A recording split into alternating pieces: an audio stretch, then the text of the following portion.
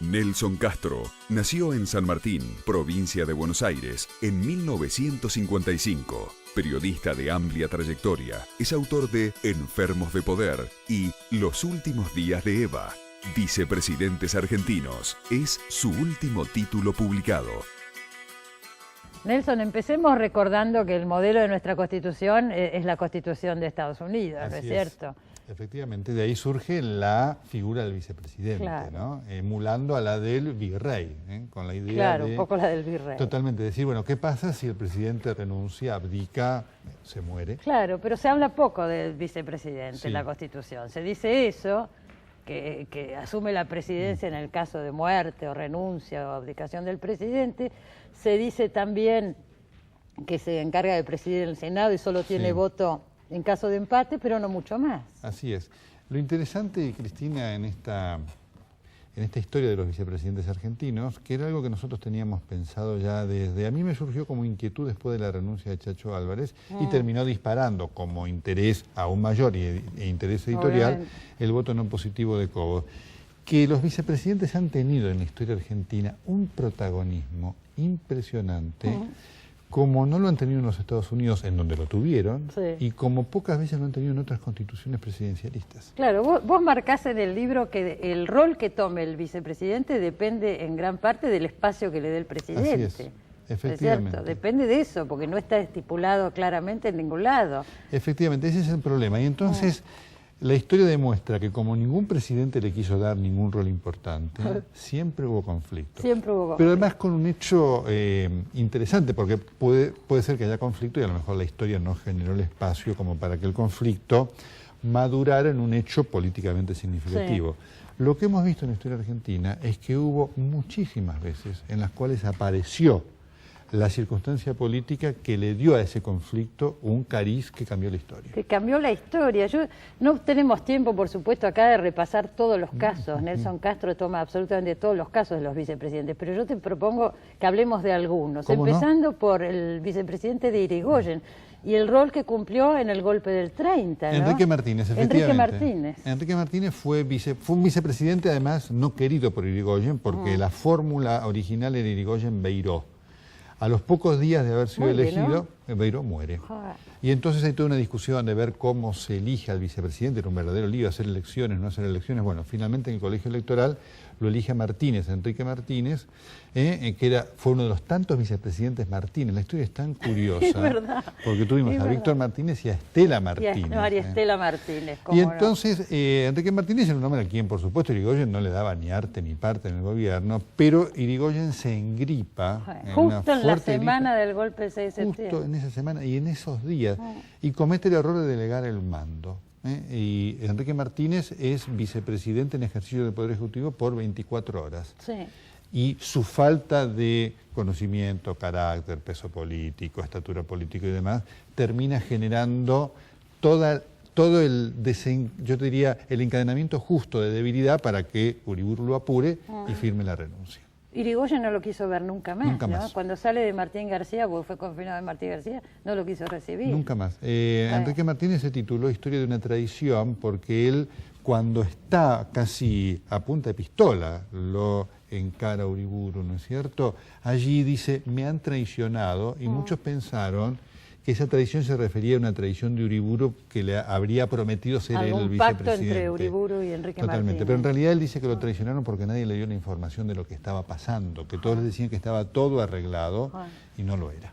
Y si nos acordamos de los vicepresidentes, no de Isabelita, sino de la primera época de Perón, ¿no? Bueno, que se recuerda poco. Quijano fue el primero. Así es, Quijano. Marcaspio le decía Isabelita. Marcaspio le decía a Evita, porque obviamente era caspa, era un Niágara de caspa, ¿no? Su cabellera, ¿no? Muy duro. Pero tenía un rol muy bajo, de totalmente. Solamente una sola vez, una vez Quijano tuvo un rol importante, que fue cuando vino el enviado del Papa para un congreso eclesiástico que se hizo en Rosario, y como ahí había toda una puja ya entre Perón, Evita y la Iglesia, bueno, Perón decidió no ir a esa inauguración, y Quijano, desobedeciendo esa orden de Perón, decide ir cuando viene el cardenal Ruffini, y por eso Perón y Evita de apuradas dicen, ahora vamos, y ellos van y se reúnen y demás. Fue el único momento en el cual Quijano desobedeció a Perón porque Ahí se después jugó, fue ¿no? el vicepresidente ideal, porque era un hombre que no decía ni A, ni B, ni C, ni D, ni nada. Cuando se produce el famoso renunciamiento de Evita a la vicepresidencia, el elegido vuelve a ser Quijano para el segundo mandato. Y sí, porque ya era malo conocido. Claro. Pero ¿qué pasa? Se enferma también, se muere. Se enferma y muere. Estaba enfermo de cáncer y entonces Perón... Después de las elecciones, ¿no? Sí, no llega a asumir. No llega a asumir. Y entonces se produce el único hecho histórico en la Argentina en la cual hay una elección para vicepresidente. Que por supuesto Perón la da porque sabía que ganaba. Claro. Y ahí es elegido el almirante Tecer.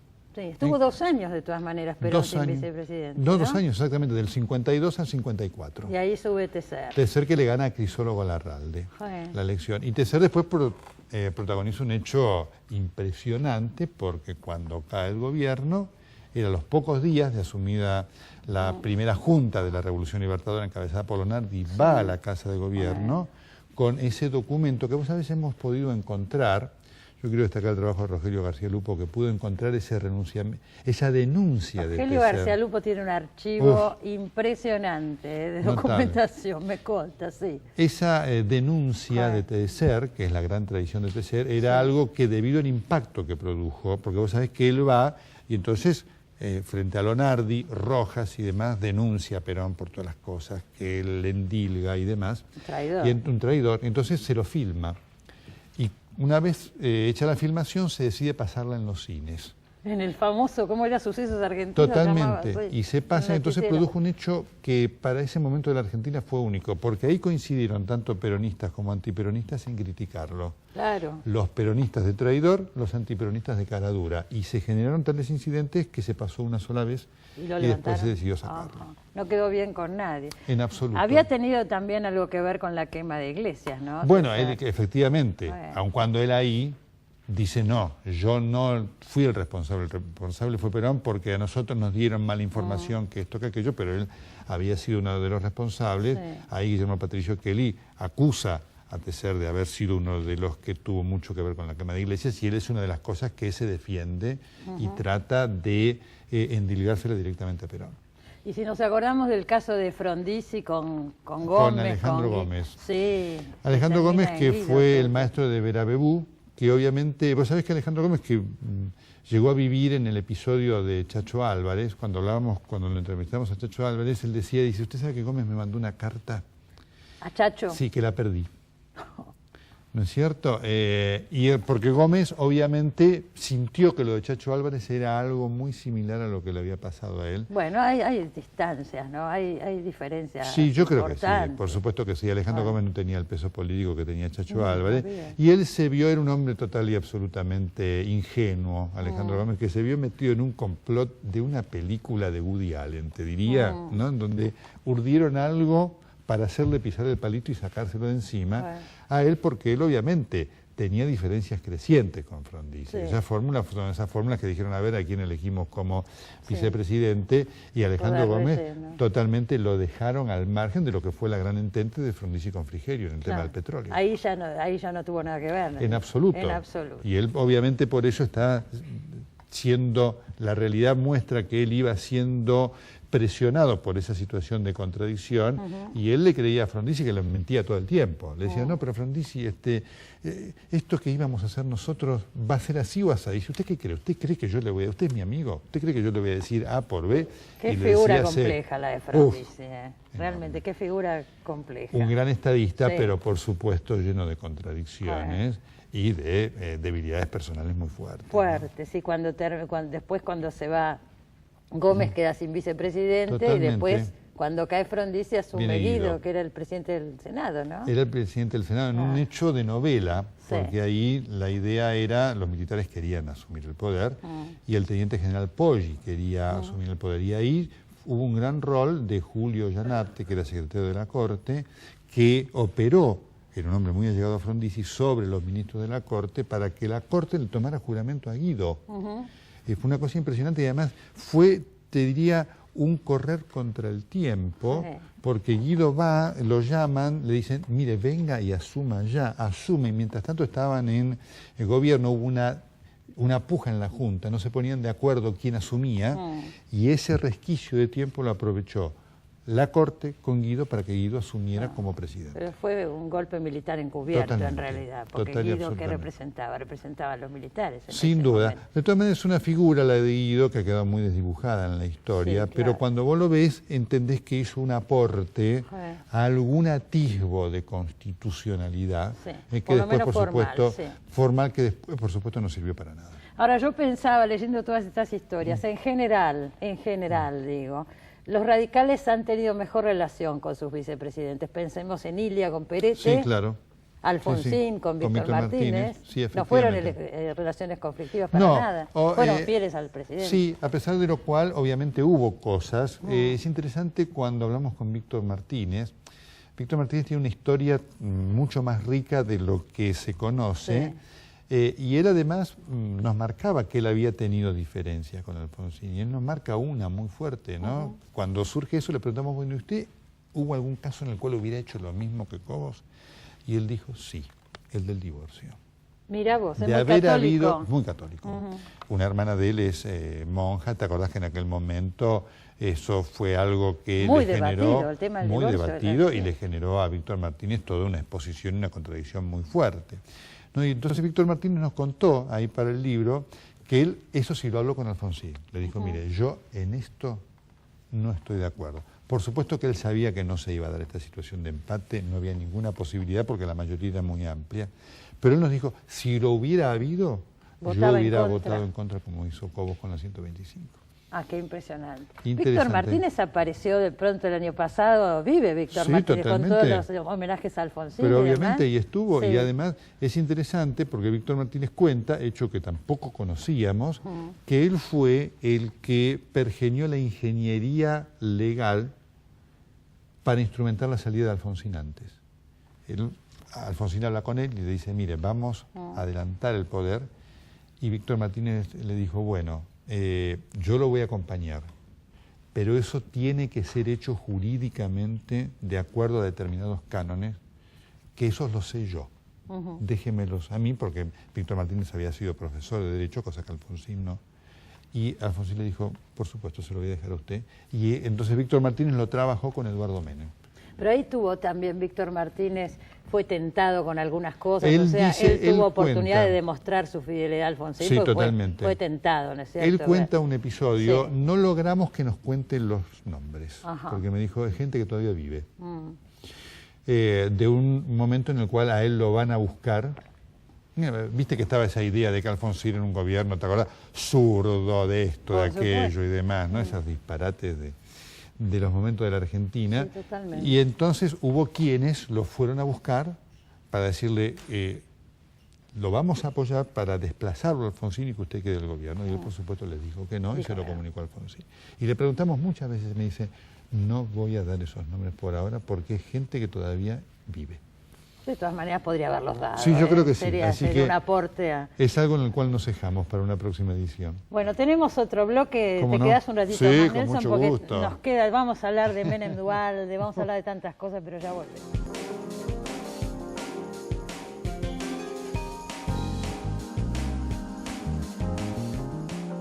Seguimos con Nelson Castro hablando de los vicepresidentes. Yo dije antes del corte que vamos a hablar de la relación entre Menem y Duhalde, pero antes quería hablar un poquito de alguien a quien no se recuerda tanto, que fue el vicepresidente de Cámpora. Claro, Solano Lima. Solano Lima, Vicente Solano Lima. Así, un hombre conservador, Joder. que había sido policía en su juventud en San Nicolás, y un hombre que tuvo un rol clave el 20 de junio, el día que llegaba Perón, porque Día él de la evitó, masacre de Seiza. él evitó tal vez, yo no sé si, no podemos saberlo, ¿no?, que le hubiera pasado a Perón, pero evitó exponerlo a Perón a ese acto, ¿no es cierto? Él fue el que toma la decisión de desviar el avión. A Morón. A Morón, ¿no es cierto? Y le informa a Cámpora y a Perón de lo que estaba pasando, lo cual a Perón, por supuesto, lo disgustó muchísimo, y es algo que terminó de configurar el encono y el disgusto que Perón ya venía sintiendo por Cámpora. Así que Perón siempre le agradeció mucho a Vicente Solano Lima. Le dio un cargo eso. después, cuando se fue Sí, Perón. rector, fue secretario general de la De presidencia y después rector de la universidad. Sí. Ahora, vos contás en el libro, yo no me acordaba de eso, Nelson, que fue medio reivindicado por la izquierda peronista, era Sí, un claro. conservador Solano Totalmente, Lima, pero Solano Montonero. lo tomaban como Solano Montonero, ¿no? Totalmente, y además en los Es discursos... parte de la confusión nacional. No, eso, era ¿cómo? impresionante. Ah, era él en los impresionante. discursos también toma un discurso revolucionario. Un discurso revolucionario de algo impresionante, y además lo que sorprende en las crónicas que nosotros pudimos tener de esa mañana, de mediodía, tarde en Ezeiza, es la energía con la cual él llega ahí. Él dice, yo soy el vicepresidente a cargo del Poder Ejecutivo, acá mando yo. Y toma decisiones, lo cual empiezan a verlo todos De otra diciendo manera. de otra manera, porque decían, bueno, y este hombre, ya un hombre mayor, este viejito que nosotros Yo no ni lo sé si era teníamos en tan cuenta. viejito, uno era muy No, joven, entonces yo lo sí, recuerdo sí. como un viejo. Pero No, qué sé yo pero si era obvio, tan no, viejo. porque ya era un hombre, tenía sus 70 años, pero un hombre de una energía y una vitalidad impresionante. Perón le tuvo un enorme afecto a Solano Lima. Porque Cámpora venía en el avión, ¿no es cierto? Claro, Cámpora venía Claro. en el avión y Solano Lima estaba a cargo del Poder Poder Ejecutivo. Y él Claro. es el que habla Joa. y dice, se van todos a Morón, dice, porque si no los matan a todos. Así que eso lo pudimos notar, que son cosas fuertes, Sí, ¿no? señor. de protagonismo de la historia, que también cambian la historia, porque imagínate que el avión no hubiera llegado, que Perón hubiera ido a Ezeiza, no sabemos qué hubiera No pasado, sé qué hubiera pasado, pero el claro. riesgo al cual él se habría expuesto. No se conocen mucho No. esas cosas. No. Bueno, lo que conocemos y recordamos más es la relación entre Carlos Menem y Eduardo Duhalde como vicepresidente, que él sí tuvo un perfil alto, que no Muy sé si a Menem alto. le gustaba, pero tuvo un perfil alto. Muy alto. En aquel momento seguramente le gustaba y le sirvió a Menem para hacerse cargo de algunas cosas, ¿no? De las que pasaban ahí adentro. Claro, que le ¿no? echaba la culpa a Duhalde. por ahí. Obviamente, ¿no es Bueno. cierto? Duhalde tiene ahí de todas maneras algunos episodios. Vos sabés que Duhalde, de los ex vicepresidentes en vida, hubo solo 2 que no accedieron a reportajes, que fueron María Estela Martínez de Perón, que no da reportajes, y Duhalde. No te No, dio Duhalde reportaje. no dio, porque a nosotros nos interesaba conocer su versión del tema Ibrahim al Ibrahim. Él firma el ¿Qué te decreto parece? en la aduana. El decreto de en la nombramiento de aduana. Ibrahim. Totalmente. Además, los fundamentos del decreto, que nosotros lo conseguimos y lo reproducimos, son impresionantes. ¿Qué dice? ¿No? por Porque ejemplo? habla que Ibrahim reúne las condiciones. Parece que era un hombre que ni habla No castellano. hablaba castellano, sí. Entonces es una cosa muy fuerte. Porque que Menem Duhalde- estaba de viaje en estaba ese de viaje. momento. Después está el episodio de 2 indultos en Chacabuco a 2 personas acusadas de secuestrar, torturar y matar, ¿no es cierto?, un dirigente político. Nunca quedó claro por qué él indultó a esas 2 personas. Y después, por supuesto, los episodios de enfrentamiento con la familia Yoma. Enorme. Duhalde claramente los tenía y además él era el vicepresidente a cargo de la presidencia en el momento en el cual a Zulema Yoma la echan de la residencia de Olivos. Así que Claro. vos fíjate que son episodios de alto vuelo político. Además él opinaba cuando él ejercía la presidencia, hacía reuniones de gabinete, daba declaraciones de prensa. Sin duda que había ahí un proyecto político, porque obviamente en el esquema el sucesor de Menem era Duhalde. Ahora, yo no recuerdo bien, recordanos el Yoma Gate en que termina en nada. En nada, el Yomagui termina en nada. Lo que se habló de- Totalmente, efectivamente. Ahí termina en nada porque la investigación acá fue neutralizada. Principalmente, ¿te acordás que esto cayó en la jueza Romilda María Servini de Cubría? Y esto fue neutralizado, lo investigó el juez Garzón. Alguna vez a mí me tocó hablar con el juez Garzón y él estaba convencido que esto era verdad, no era algo inventado ni nada por el estilo, ¿no es cierto? Él no puede precisar bien la dimensión de este negocio, cómo era y a dónde iba, pero obviamente sí, en lo que concluyó fue que Ibrahim al Ibrahim voló. Sí, ¿no? Esto está claro, claro. ¿no? Y después Amira Yoma debió renunciar y demás, pero en cuanto al eje del asunto, al núcleo del asunto, de eso no se supo nunca nada. ¿Qué será de la vida de Amira Yoma? Mira, por ahí anda. No creo que debe estar pasando penurias. Así Pero que- no se la ve, No, digamos, no. Pero Se no, ríe todo el mundo no acá, creo eso. que su vida sea un mar de penurias.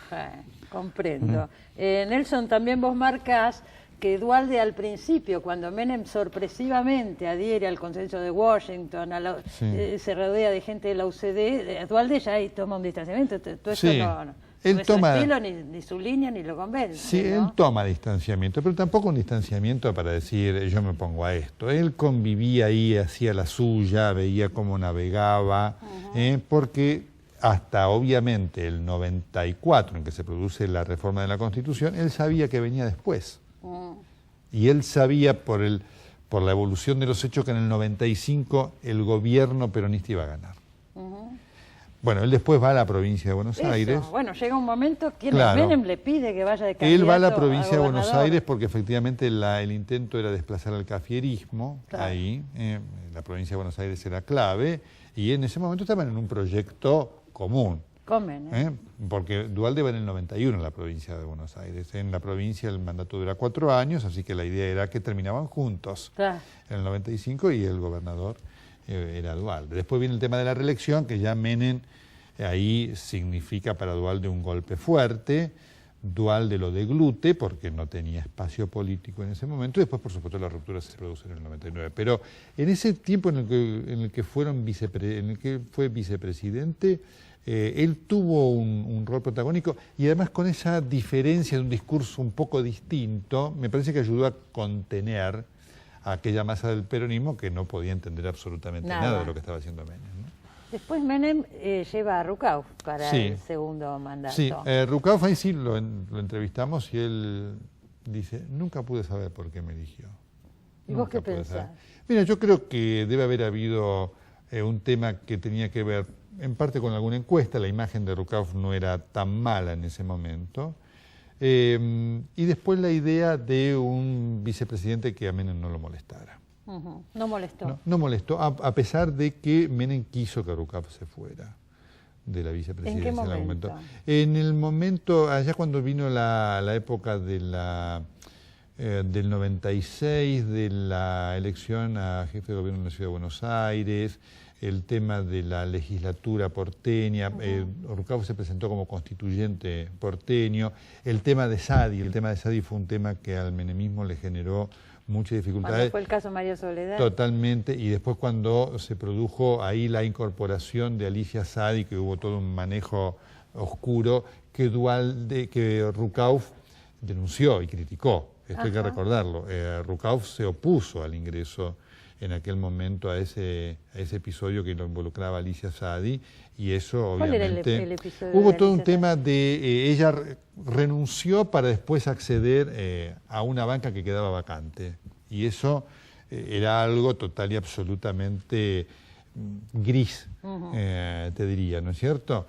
Y Rucauf en ese momento lo criticó, y él obviamente no votó, pero como titular del Senado expresó una oposición a esa maniobra y a esa incorporación, y a la incorporación después de Saadi, porque venía con todo el tema de María Soledad Morales y demás. Así que eso a Menem le molestó realmente mucho. Él nunca tuvo una ruptura definitiva con Saadi, y obviamente sabía que necesitaba de eso para mantener su capital político. Y después el otro elemento de disenso fue con la reelección.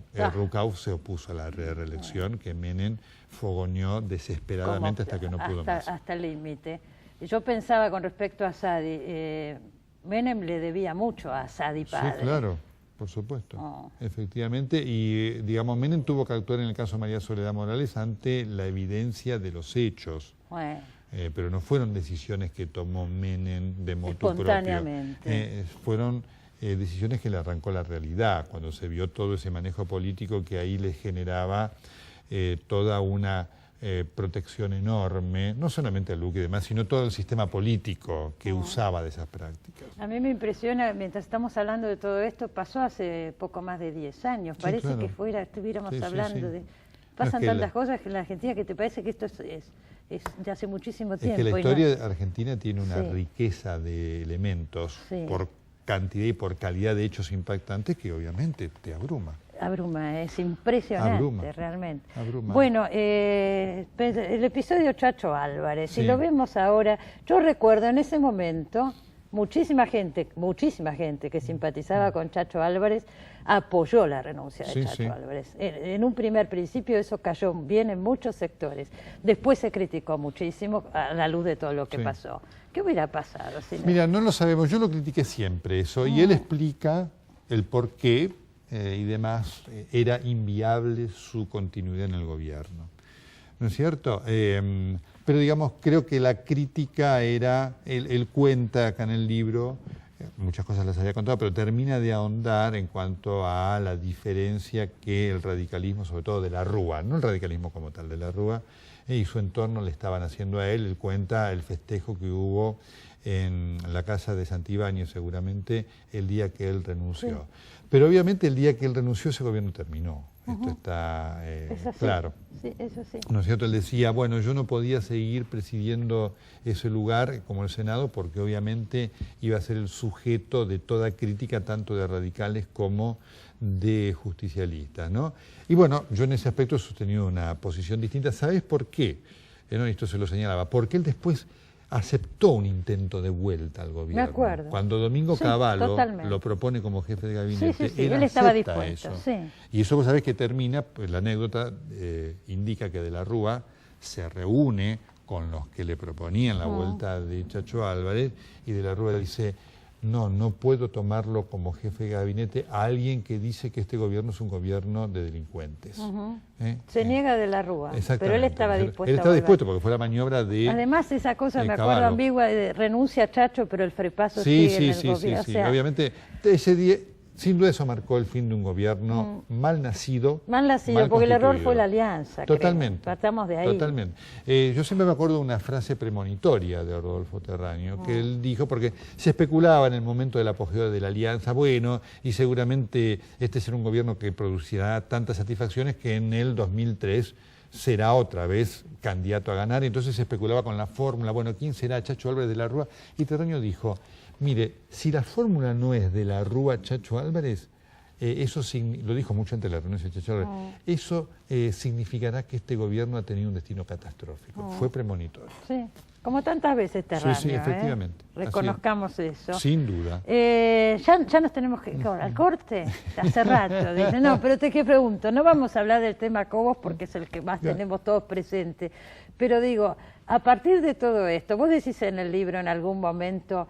Habría que reformar la Constitución, o creo que citas a Daniel Sapsay, que dice, habría que reformar la Constitución para delimitar mejor el rol del vicepresidente. ¿Cómo crees vos que debería ser ese rol? Sí. Mira, la historia argentina demuestra, y esto es lo que refleja el libro, que así como están las cosas, la relación entre el presidente y el vice en la Argentina será prácticamente siempre conflictiva.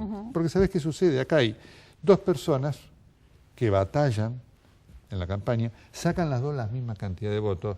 Olvídate que uno diga saqué por mí, sacan la misma cantidad de votos. Que sufren este proceso. En el momento que son elegidas, el presidente le dice al vicepresidente, ahora olvídate. Como le dijo Sarmiento Alsina, usted no se meta en mi gobierno y limítese a tomar la campanilla. Eso genera conflicto a la larga y a la corta, porque ahí hay una persona, sea Cobos, quien fuere, que tiene pensamiento político, que tiene proyecto político, que fue parte de ese proyecto. Entonces, ¿cómo lo vas a tener vos ahí limitado a presidir las sesiones del Senado sin voz y sin voto y a solamente hacerse cargo del Poder Ejecutivo en el momento en que el presidente se va? ¿Cómo lo vas a dejar sin opinión, sin expresión? Eso es lo que yo propongo. Digo, la historia demuestra que esto debe cambiar. Por eso en otros países a los vicepresidentes le dan funciones importantes para que él se sienta partícipe de ese gobierno. Seguro. En la Argentina no ha sido así y por eso ha sido y es conflictivo. Es un tema para debatir a fondo. Me da lástima irme al corte porque daba para mucho más. El próximo libro. Va a haber un próximo libro y ahí la seguimos. Gracias, muchas gracias por haber venido. Gracias por tu consideración de siempre. Nos vamos al corte, ya volvemos.